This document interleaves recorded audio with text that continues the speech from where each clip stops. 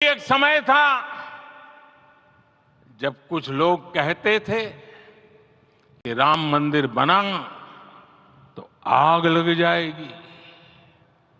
ऐसे लोग भारत के सामाजिक भाव की पवित्रता को नहीं जान पाए।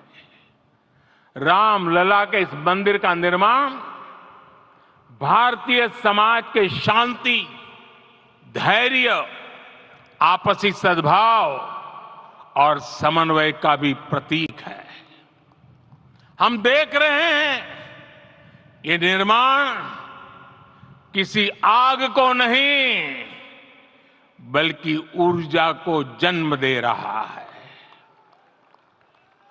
राम मंदिर समाज के हर वर्ग को एक उज्जवल भविष्य के पथ पर बढ़ने की प्रेरणा लेकर आया है।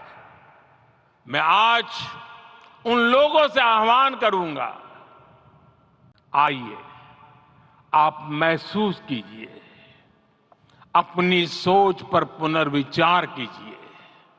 राम आग नहीं है, राम ऊर्जा है। राम विवाद नहीं, राम समाधान है। राम सिर्फ हमारे नहीं है, राम तो सबके हैं। राम वर्तमान नहीं, सिर्फ वर्तमान ही नहीं, राम अनंत काल है।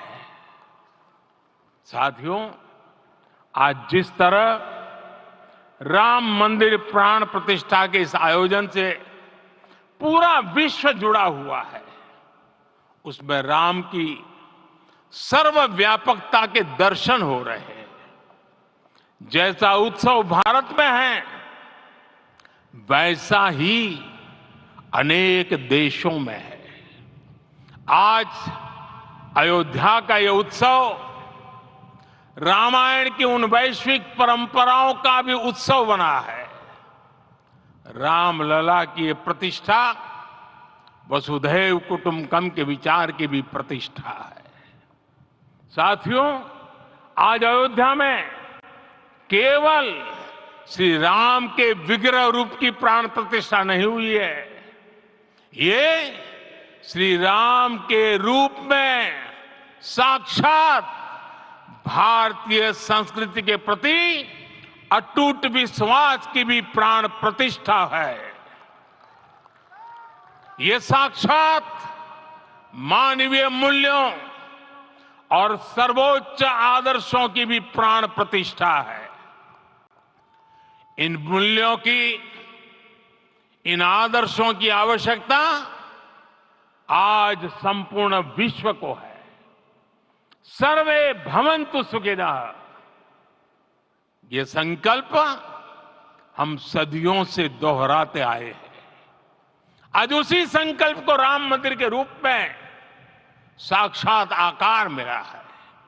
ये मंदिर मात्र एक देव मंदिर नहीं है, ये भारत की दृष्टि का, भारत के दर्शन का, भारत के दिग्दर्शन का मंदिर है। ये राम के रूप में राष्ट्र चेतना का मंदिर है। राम भारत की आस्था है, राम भारत का आधार है। राम भारत का विचार है, राम भारत का विधान है। राम भारत की चेतना है, राम भारत का चिंतन है। राम भारत की प्रतिष्ठा है, राम भारत का प्रताप है। राम प्रवाह है, राम प्रभाव है। राम नेति भी है, राम नीति भी है। राम नित्यता भी है, राम निरंतरता भी है। राम विभु है, विशद है। राम व्यापक है, विश्व है, विश्वात्मा है। और इसलिए जब राम की प्रतिष्ठा होती है तो उसका प्रभाव वर्षों या शताब्दियों तक ही नहीं होता, उसका प्रभाव हजारों वर्षों के लिए होता है।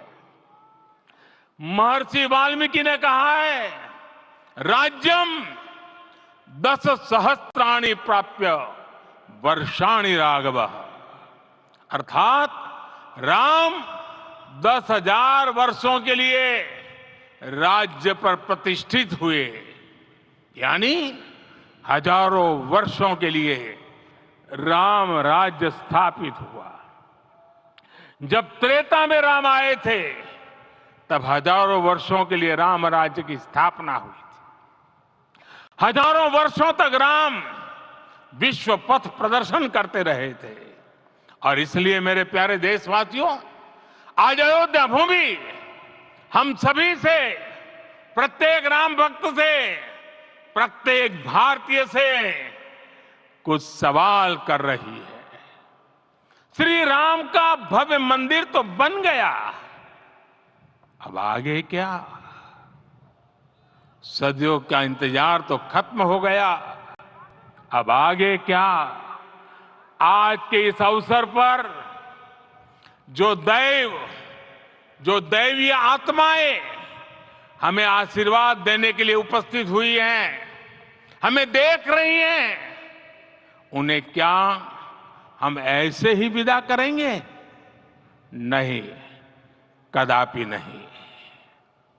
आज मैं पूरे पवित्र मन से महसूस कर रहा हूं कि काल चक्र बदल रहा है। ये सुखद संयोग है कि हमारी पीढ़ी को एक कालजयी पथ के शिल्पकार के रूप में चुना गया है। 1000 वर्ष बाद की पीढ़ी राष्ट्र निर्माण के हमारे आज के कार्यों को याद करेगी। इसलिए मैं कहता हूं, यही समय है, सही समय है।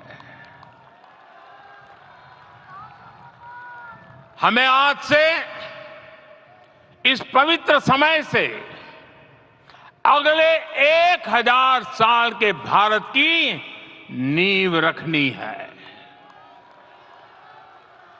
मंदिर निर्माण से आगे बढ़कर अब हमें सभी देशवासी यहीं इस पल से समर्थ, सक्षम, भव्य, दिव्य भारत के निर्माण की सौगंध लेते हैं।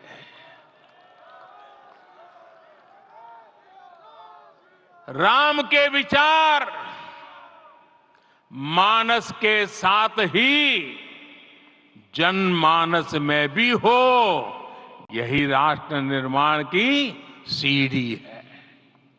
साथियों, आज के युग की मांग है कि हमें अपने अंतःकरण को विस्तार देना होगा। हमारी चेतना का विस्तार देव से देश तक, राम से राष्ट्र तक होना चाहिए।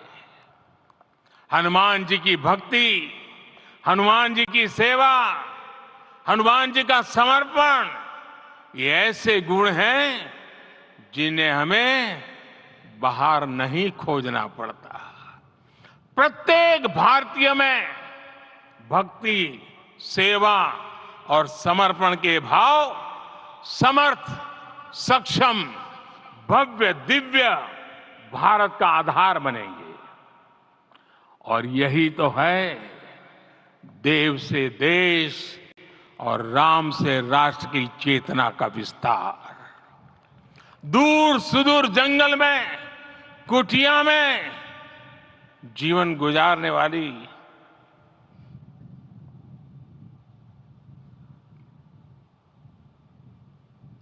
मेरी आदिवासी मां